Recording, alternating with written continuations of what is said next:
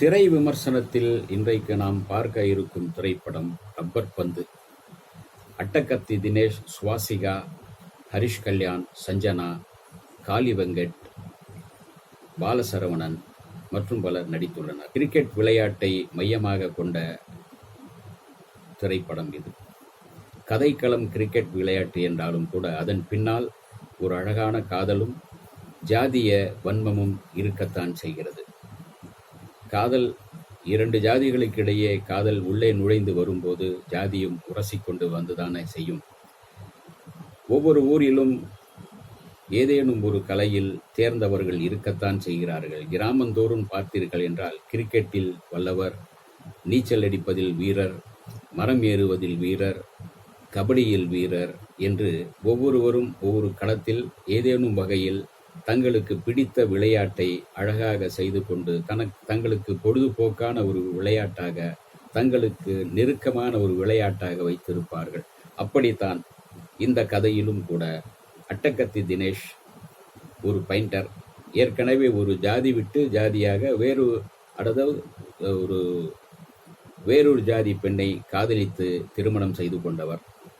அவருடைய ஒரு பெயிண்டராக இருக்கிறார். அவருடைய ஹாபி கிரிக்கெட் விளையாடுவது.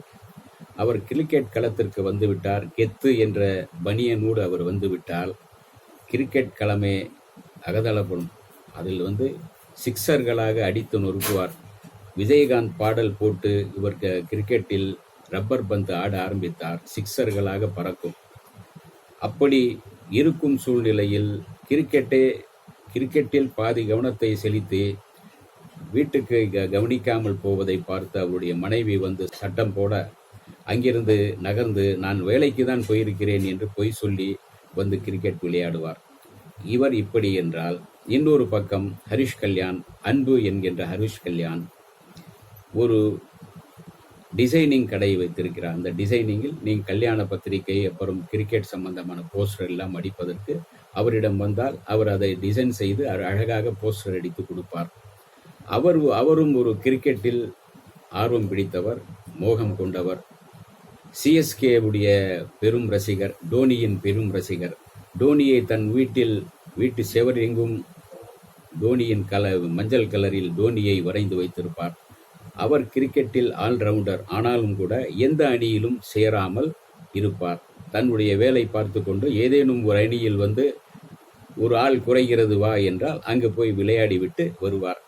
இதுதான் அவருடைய கிரிக்கெட். இந்த நேரத்தில் ஒரு சமயம் அட்டகத்தி தினேஷ் சிக்ஸர்களாக அடித்து பொளந்து விடுவார்.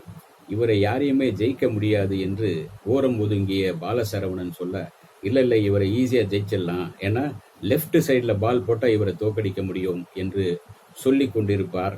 அந்த நேரத்தில் அட்டகத்தியின் நண்பர் இதை கேட்டு விடுவார். அட்டகத்தி தினேஷிடம் போய் அதை சொல்ல, சின்ன பசங்கள்லாம் மூத்திர சந்து பக்கத்திலும் சின்ன பசங்க பேசுறதெல்லாம் பெருசாக எடுத்துக்க கூடாதுப்பா என்று சொல்லி விடுவார் தினேஷ். அங்கிருந்தே இருவருக்குள்ளும் அந்த ஈகோ கிளாஷ் உருவாகிறது. அடுத்து ஒரு கல்யாணத்திற்கு, தன்னுடைய நண்பருடைய கல்யாணத்துக்கு செல்கிற ஹரிஷ் கல்யாண் அங்கு சஞ்சனாவை சந்திக்கின்றார். அவர்களுக்குள் காதல் உருவாகி விடுகிறது. சஞ்சனா ஒரு நர்ஸாக இருக்கிறார். அவர் யாருடைய மகள் என்பது அவருக்கு தெரியாது. சஞ்சனா அட்டகத்தி தினேஷின் மகள் என்பது அவருக்கும் தெரியாது. இவர்கள் இருவருமே மோதிக்கொள்வார்கள்.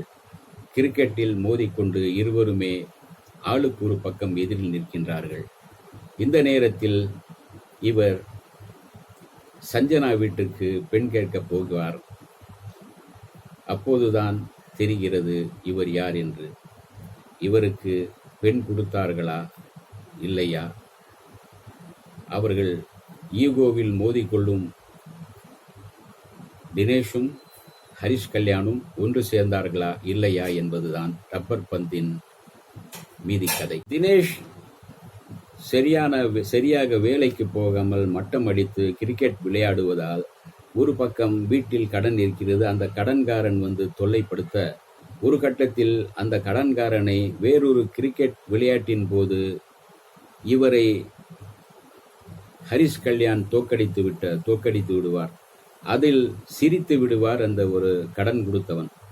அந்த கடன் கொடுத்தவனை ஓங்கி அறைய அவன் போய் வீட்டில் நெருக்கடி கொடுக்கின்றான். பூரா பணத்தை இப்போவே கொடு என்று. பிறகு ஒரு மாட்டை விற்று அந்த கடனை அடைக்கிறார் தினேஷின் மனைவி. பிறகு என்ன செய்ய முடியும்? கணவனை திருத்த வேண்டும் என்றால் திருந்துவதாக தெரியவில்லை. உன் சங்காத்தமே வேண்டாம், இனி நான் உன்னோடு வாழ விரும்பவில்லை என்று தன்னுடைய தாயார் வீட்டுக்கு சென்று விடுகிறார் சுவாசிகா.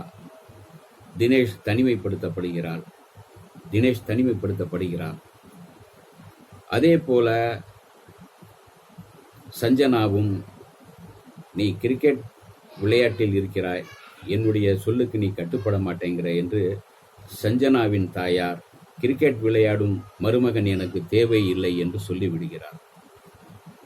கிரிக்கெட்டா காதலா, கிரிக்கெட்டா மனைவியா, கிரிக்கெட்டா குடும்பமா, இப்படி செல்கிறது கதையின் திரைக்கதை.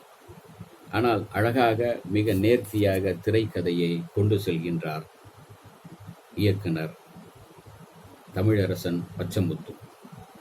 ஜாதியின் வன்மத்தையும் அங்கங்கு லேசாக அதை ஒரு உரசி அதை ஒரு சட்டையர் பயன் செய்துவிட்டு போய்கொண்டே இருக்கிறார். ஜாதியை பற்றி அதிகமாக பிரச்சாரம் எல்லாம் செய்யவில்லை. காதலை குறித்துதான் அவர் வசமாக, அதாவது மென்மையாக மனதை மாற்றக்கூடிய, மனதை ஜெயிக்கக்கூடிய ஒரு கலையாக காதலை பயன்படுத்தியிருக்கின்றார். தினேஷ் மனைவி சென்ற பிறகு மனைவியின் புடவையை போட்டுவிட்டு புடவையின் மேல் தினமும் தூங்கிக் கொள்கிறார். ஒரு கட்டத்தில் இது புரியும் போது, என்ன தினம் ஒரு புடவை போட்டு தூங்குவியானே, பீரோ அப்படியே திறந்து போட்டு என்று சொல்ல, இனிமே நீ என்னை விட்டு போகக்கூடாது என்று அழ, அப்படி இருவரும் ஒன்று சேர்கிறார்கள், கட்டிப்பிடித்துக் கொள்கிறார்கள். ஆனாலும் கூட கணவனை, போ வேலைக்கும் போ, உன் விளையாட்டை எப்போது வச்சுக்கோ என்று கொஞ்சம் சுதந்திரம் கொடுக்கின்றார் சுவாசிகா. அதே சமயத்தில் அவருடைய ஹரிஷ் கல்யாணின் காதலுக்கு இருக்கின்ற அந்த முட்டுக்கட்டை விளக்கப்பட்டதா, இருவரும் திருமணம் செய்து கொண்டார்களா என்பதுதான் கிளைமாக்ஸ். படத்தை மிக அழகாக நேர்த்தியாக சொல்லியிருக்கின்றார் இயக்குனர். ரசிக்கத்தக்க பல காட்சிகள் உண்டு.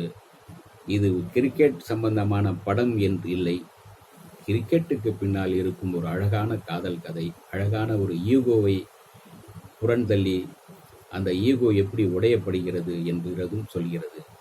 கணவன் மனைவி யாராக இருந்தாலும் வீட்டுக்கு கணவனுடைய முதல் வேலைக்கு போவது, ஒரு மாலை நேரம் ஏதேனும் ஒரு விளையாட்டை வைத்துக் கொள்ளலாம். ஆனால் விளையாட்டே வாழ்க்கை என்றானால் குடும்பம் பாதிக்கப்படும் என்பதையும் இந்த கதையின் மூலமாக டைரக்டர் விளக்கியிருக்கின்றார். ரப்பர் பந்து விளையாடி கொண்டிருந்தவர்கள், அதில் பயிற்சி எடுத்தவர்கள், பிறகு கிரிக்கெட் மைதானத்துக்கு வரும்போது அந்த பாலை எப்படி கையாள்கிறார்கள் என்பதையும் சொல்லியிருக்கின்றார். இதை பற்றி ஒரு கிரிக்கெட் வீரரும் கூட இந்த படத்தை பார்த்துவிட்டு, எனக்கும் இந்த படம் பழைய ஞாபகங்களை நினைவுபடுத்தியது என்று சொல்லியிருக்கின்றார். இந்திய கிரிக்கெட்டில் இருக்கும் வருண் என்பவர்தான் அவர். இந்த படத்தை பார்த்தபோது நானும் ரப்பர் பந்தில் விளையாடியதும் டென்னிஸ் விளையாடியதும் படிப்படியாக நான் கிரிக்கெட் வீரனாக உருவானதும் எனக்கு நினைவுபடுத்தியது என்று அந்த படத்தை பற்றி சிலாக்கித்து சொல்லியிருக்கின்றார். அந்த அளவுக்கு கலகலப்பான ஒரு அருமையான, கொஞ்சம் மிக நேர்த்தியான திரைக்கதை உருவாக்கியிருக்கின்றார். ஷான் ரோல்டன் தான் இசை. ஒரு பாடல் ஓகே, மற்றபடி பின்னணி இசை சிறப்பாக இருக்கின்றது.